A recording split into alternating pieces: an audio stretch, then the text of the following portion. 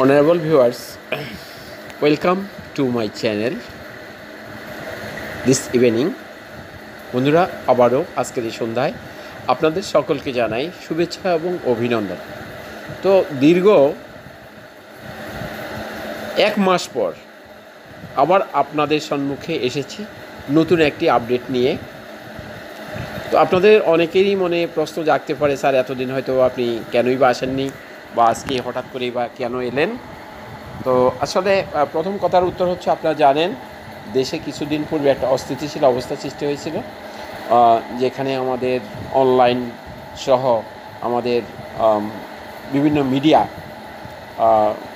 বন্ধ ছিল, এবং আমাদের বিশেষ করে সামাজিক যোগাযোগ মাধ্যমটি কিন্তু বন্ধই ছিল বলতে গেলে, এবং আমরা ইউটিউবে যে প্রোগ্রামগুলো এগুলোও কিন্তু বেশিরভাগই আমাদের বন্ধ ছিল।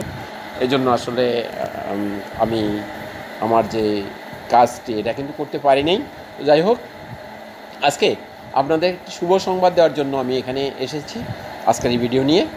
তো প্রথম, আপনাদের সকলের মনে প্রশ্ন জেগেছে, যেহেতু আমাদের একটি কারিকুলাম বাতিল বলে আমরা শুনতে পাচ্ছি, আদৌ কি আমাদের এবছর শিক্ষার্থীদেরকে বার্ষিক পরীক্ষা হবে কি না, এই একটা প্রশ্ন আপনাদের মনে আছে। যদি পরীক্ষাটি হয় তাহলে কীভাবেই বা হবে, এটাও আপনাদের মনে প্রশ্ন আছে। এবং এই কারিকুলামকে যদি বাদ দেওয়া হয় তাহলে কোন কারিকুলামে পরীক্ষা নেওয়া হবে, বা কোন কারিকুলামে আমাদের শিক্ষার্থীরা পাঠ গ্রহণ করবে, তাদের শ্রেণী কার্যক্রম চালিয়ে যাবে, এটা সকলের মনে প্রশ্ন। তো আমরা পূর্বে যে বিষয়টি জানতে পেরেছি, যে আমাদের গণমাধ্যম থেকে এবং আমাদের মাননীয় শিক্ষা উপদেষ্টার কাছ থেকে, সেটা হচ্ছে পরিষ্কার ধারণা যে আমরা 2012 যে শিক্ষাক্রম ছিল সেখানে আমরা ফিরে যাচ্ছি।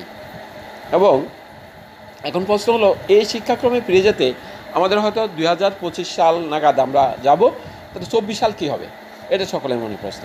তো 24 সালে, এবং আমাদের কোমলমতি শিক্ষার্থীদের অনেকের মনে প্রশ্ন জেগেই আছে যে আমাদের যে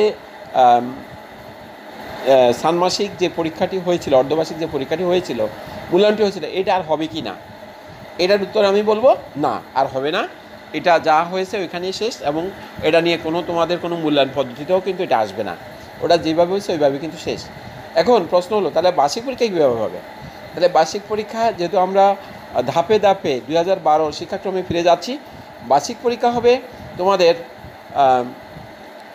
প্রত্যেক বিষয় থেকে কিছু এমসিকিউ সিস্টেম থাকবে, যেখানে খালিঘর পূরণ থাকবে, যেখানে কিছু ছোট প্রশ্ন থাকবে, কিছু বড় প্রশ্ন থাকবে।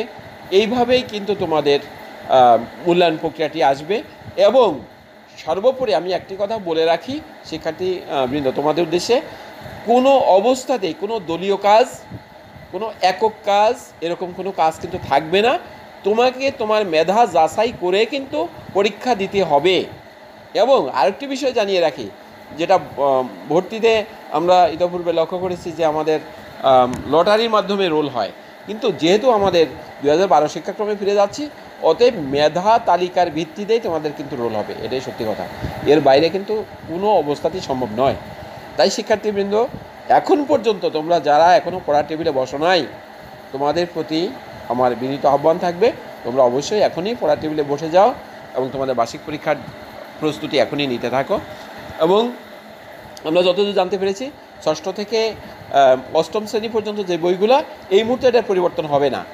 এই বইগুলোর আলোকে ছোট ছোট প্রশ্ন করে, তোমরা দেখেছো তোমাদের যে ড্যাশবোর্ডগুলো আছে, তোমাদের ছোট প্রশ্নগুলো আছে, এই প্রশ্নগুলো তোমরা অনুশীলন করবে। এই অনুশীলন করেই কিন্তু তোমাদের পরীক্ষাটি তোমরা দেওয়ার জন্য প্রস্তুতি নেবে। আরেকটি বিষয় বন্ধুরা, আপনারা সকলে জানেন যে আমাদের দীর্ঘদিনের কাঙ্ক্ষিত একটি স্বপ্ন, লালিত একটি স্বপ্ন বাস্তবায়ন হতে গিয়েও কিন্তু হচ্ছে না। একটি হলো বদলি, এবং আরেকটি হলো আমাদের জাতীয়করণ। তাহলে আমাদের জাতীয়করণ নিয়ে আমার বর্তমান অন্তর্বর্তীকালীন সরকারের প্রধান উপদেষ্টা বা আমাদের শিক্ষা উপদেষ্টা, ওনার কী ভাবছেন, এটা নিয়ে আমাদের সকলের মনে প্রশ্ন। বন্ধুরা, আপনারা আজকে দেখেছেন, আমি শেয়ার করেছি, আমার বন্ধুরা যারা শিক্ষক বন্ধুরা আছেন, আমাদের সংগঠন করেন, তারাও শেয়ার করেছে। আপনারা দেখেছেন যে আজকে আমাদের শিক্ষা উপদেষ্টার সাথে দীর্ঘক্ষণ তারা আলোচনা করেছেন, এবং পাশাপাশি আমাদের অন্য দুজন উপদেষ্টা, যে আমাদের তথ্য প্রযুক্তি উপদেষ্টা এবং ক্রিয়া উপদেষ্টা, দুজনের সাথে আলোচনা করেছেন। এবং আলোচনার ফলশ্রুতিতে যে ফলাফলটি আসতে পারে, সেটা হচ্ছে যে শিক্ষা প্রতিষ্ঠান জাতীয়করণ কিভাবে সরকারি কোষাগারে শিক্ষা প্রতিষ্ঠানের টাকা দিয়ে করা যায় সেই ধরনের একটা সিদ্ধান্ত হয়তো আসতে পারে এবং বদলির জন্য একটা চূড়ান্ত সিদ্ধান্ত আসতে পারে, আমরা যত জানতে পেরেছি। বন্ধুরা, আর সময় না বাড়িয়ে আপনাদের ধৈর্যচ্যুতি না ঘটিয়ে আমার আবার নতুন কোনো ভিডিও দেখার প্রত্যাশায় আজকের মতো এখানেই শেষ করলাম।